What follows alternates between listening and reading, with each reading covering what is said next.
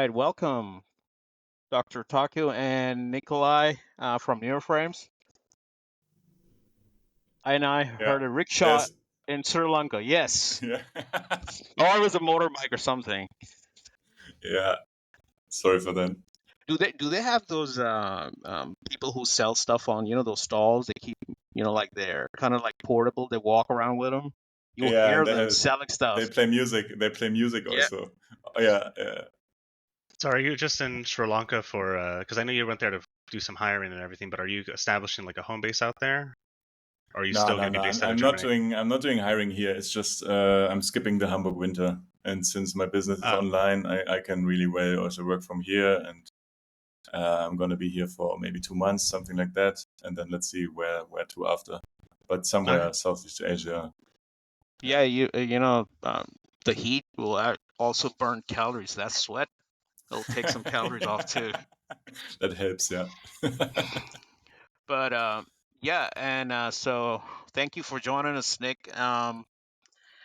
The reason I actually wanted to interview you was because my whole channel is basically based on the platform Neuroframes and the animations I've been doing with it and creating the sci-fi content and other sci-fi horror stuff, Lovecraftian, and the series I'm working on right now. Oh my god, like the animation is crazy, literally. Plus, the newer stuff that's coming out with other apps integrating that in Uniframes. We'll go through that. I've like saved some stuff to show as we go through.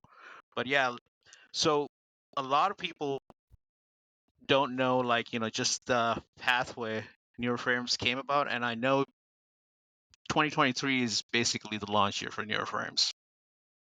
And so for you so far, how has been the journey? Because we're like on the other end. Yeah, so yeah, thanks guys. I'm honored to be here. And so my journey, so maybe I can detour even further than this year only. So I mean, I've worn many hats in my life. I've been an esports commentator in my teens.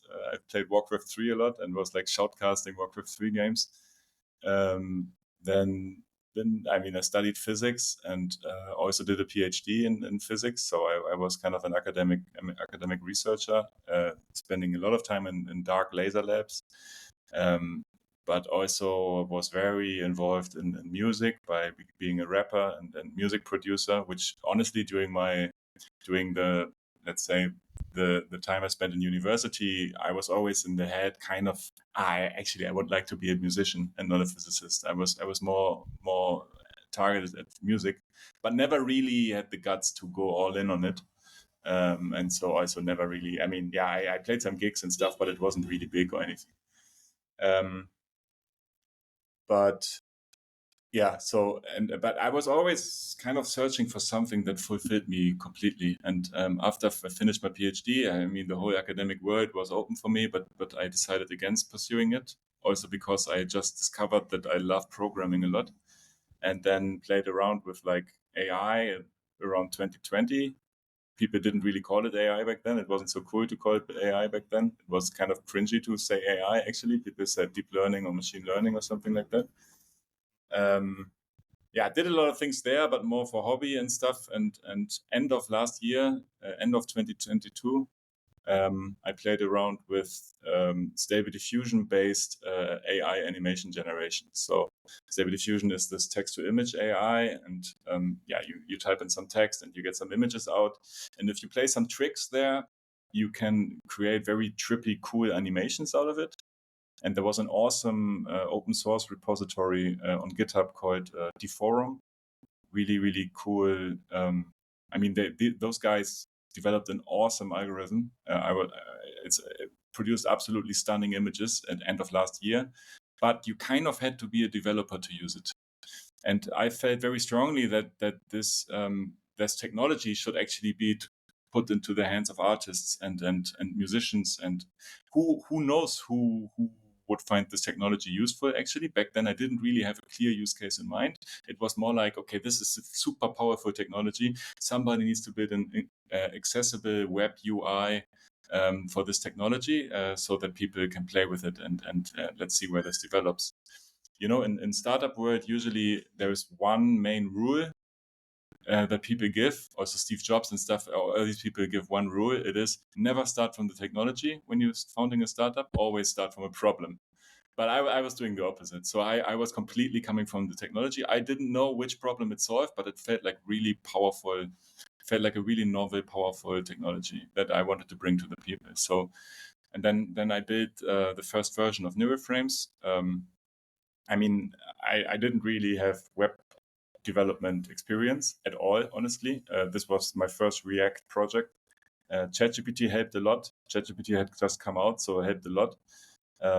And then in I think on the 6th of January, I launched the first version of Neuroframes, which was very crappy, of course, but for me it was great that I was able to build something like that, and got my first customers via a post on Hacker News. I posted on Hacker News on a Sunday, just randomly. I didn't really know what I was doing, but I posted there, and it just got really a lot of eyeballs there. So it went to rank 6 on Hacker News, I think, on that day, which is great. Which is really it's not easy to do. Killed all my servers, way too much traffic, but also got me the first internet money kind of from these people, and got me some traction, got some link AI tool aggregators, noticed Neuroframes then and stuff like that. And yeah, so then I had my first customers there, went for maybe 6 weeks or so, and it was kind of stagnating, and I was a bit frustrated with how the platform actually worked. And then I discovered that I had an epiphany that actually the platform should look different. It should feel like a video editor. There should be a timeline. There should be an effect box, stuff like that. And then I wrote an apologetic email to the 15 subscribers or so that I had, that I'm going to take the office website down. I promised them free access to the new platform. And then rewrote Neuroframes, launched, I think, something 20th of April or something, the next version. And since then, it's been incredible. I mean, it's growing it's growing really nicely. There's now, I think, 30,000 videos have been made with Neuroframes since April or something. 30,000, wow. Something like that. I have a lot of people coming to the site. Also, some now pay, so it's enough for me to make a living at the moment, and it's been growing very nicely in the last few months. I hope I can keep it growing. It's very intense, much more intense than anything I've ever done, because I mean I'm still or actually since 2 days ago I'm not by myself anymore, but up until 2 days ago I was doing everything by myself, the coding, the marketing, social media, right, customer support, tech stuff, German bureaucracy for founding a company. There's a lot of things going on, but yeah, learned a lot. I love what I'm doing, and I'm very happy that you guys found the platform and are creating amazing art with it. Yeah, no, I mean, I always tell people when I'm telling my friends and family about Neuroframes, like, it's super easy to use, in my opinion, because I haven't used video editing since I was like 10 years old back in the early days. And so I was kind of feeling nostalgic using Neuroframes, but it was way more advanced. But that being said, it was super easy. But it's hard to master. So it's like anybody can use it. You can pick it up and go. But to get like some masterful videos made, some recent ones that have been coming out, as we know, like that, that takes the time, a year, I think it took you to kind of get to this point, right? Of learning how to use Neuroframes the way that you do, or just about a year. So like it takes a time to master, but I feel like No, it hasn't been out since a year. Maybe maybe like 8 did months. it take you? Like 4 months? April's kind of where his relaunch was. Yeah. But I think it's easy to use from a general standpoint, and the use cases are endless, because I got into it for the same reason that you kind of thought of it, Nicolai, which was I was doing music in my office here, never showed anybody for years, never really even considered showing it, and then as soon as I started to think about it, I didn't really have a good idea of how I was going to showcase the music without doing some sort of cheesy one image video that is not really eye-catching. So I don't even know how I found Neuroframes, but that's why I found Neuroframes, was to pursue some sort of music video idea. and it's kind of gone crazy from there because I have made a few music videos, but as you know, I've been working with the White series and some other collaborations that have been coming down the pipe. But a few other things that I've been kind of keeping a secret, but I'll tell you guys now, is that I have plans this weekend. I'm hoping a family member in a film competition where they have to make a whole movie in 49 hours.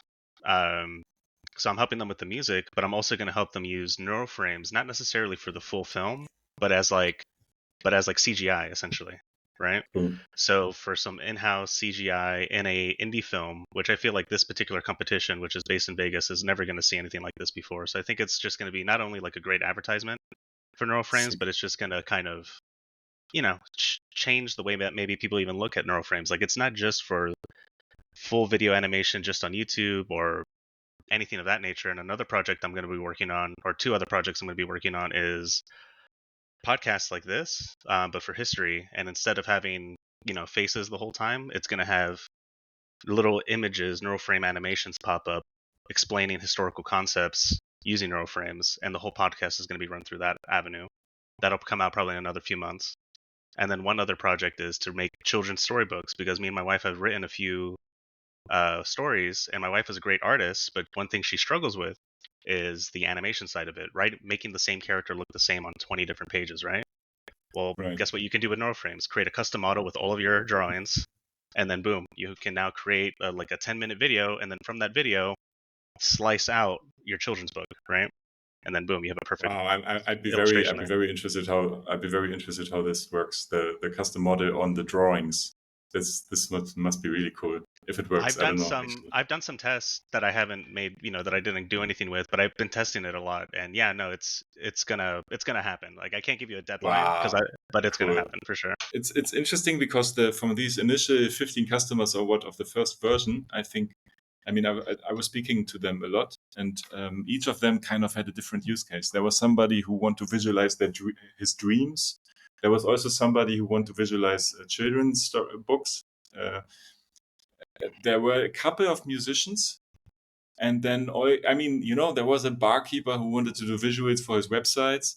It's cool because it kind of proved me right in my assumption that this needs to be put into the hands of the people, because there's a lot of people having use for it. But at the same time, with the relaunch, I decided to focus more on the music videos aspect of things. And I think this was the best decision I made actually with Neural Frames, because it made it easier to sell. I could add features very, very clear. Okay, this is a feature for musicians, and musicians will love it, and the others won't know what to do with it. But who cares? This is a platform now for musicians, and if the others want to make music with it, videos with it, that's fine as well. So this is now the Neural Frames orientation. But it's interesting because there's so many different people interested in this kind of stuff. Of course, yeah. All right, I'm gonna share my screen. All right, so this is my first, and this is a leak. I guess for the viewers, what I'm working on right now. What a great And image, man.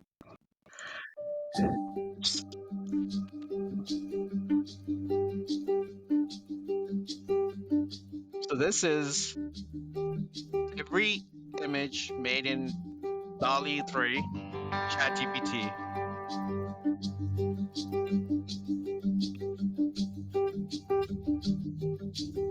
And then animated with Neural Frames. Yep, completely animated with neural frames. Where's the music coming from? Dr. Taco?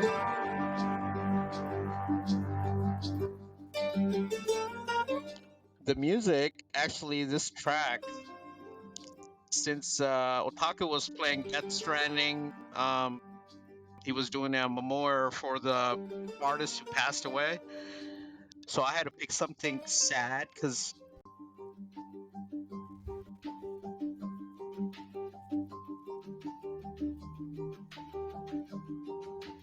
I have to say, your camera movement is out of this world. I mean, you really nail the camera movement. It's incredible. I don't know. I think the crazy thing is that if you look at Space Logic's early videos, he had pretty amazing videos from the start. So just to kind of see the evolution to this point where Yeah. Like you were mentioning, the camera movement becoming much more fluid and everything. Like it's been really cool to see. But I mean, I don't know if this is just internal bias or not, but I feel like NeuroFrames, or like since I joined, which was a couple months ago, has gotten even better at certain aspects of it. I noticed that when I first started, certain camera movements weren't like possible, but now when I try those same camera movements, it's like working much better. And I don't know if it's just different things I'm doing on my end, or if NeuroFrames itself have gotten better. And you guys haven't even seen what Surreal's been doing. He showed me his new thing, and I couldn't even think of it that somebody would use Really? it for that. Literally, you got to see it. So I can't tell you because he's going. So I'm giving him a shout out. He's straight raw life YouTube. Right. So when it comes to like NeuroFrames animation and stuff, it's honestly, and I said this when I first discovered NeuroFrames, which is like this is like a super underground thing, and this will probably be like the mainstream in a few years, maybe even less. I've seen less. Nick, my whole life I've seen like way less impressive stuff become super popular, like 10% as impressive as NeuroFrames. I think right now, because from April to November, so by next April we'll say like you'll have the official first year anniversary, right, of NeuroFrames after the relaunch. So we'll actually do a podcast then and see where we're at, which I think Nick won't even have the time to have podcasts anymore at that point. But to be honest, like yes, that's true. Yeah, if it's but everybody I've kind of like shown in within my friends and everybody who's kind of like the Gen X, so they were kind of surprised because they were like, "Oh my God, this is what AI is capable of right now." I said, "Yeah, I'm literally making movies out of them," and yeah, that like it surprises them. I see the whole expression. It's kind of like wow, because for my generation, the wow factor died after the mobile phones because everything kind of plateaued. Yes, they were improving a new model every year, but there was nothing that really had the wow factor. This has a wow factor, literally. I'm still vowing every time I make something new. I'm like, wow, I really could do it. Yeah, no, man. I'm involved in some big tech industries, and a lot of guys that I deal with who were ex-co-founders of Google back in the early days and stuff have literally been saying that like generative AI stuff is like when the iPhone came out, it's like the same level of like, oh shit, this is about to change the world. So and then and that was said before NeuroFrames. Yeah, and that was said to me before NeuroFrames was even launched. So like this is just me seeing the prophecy come true. Well, thanks a lot, Nick, and well, have fun in Sri Lanka, and Yeah, don't get too hot.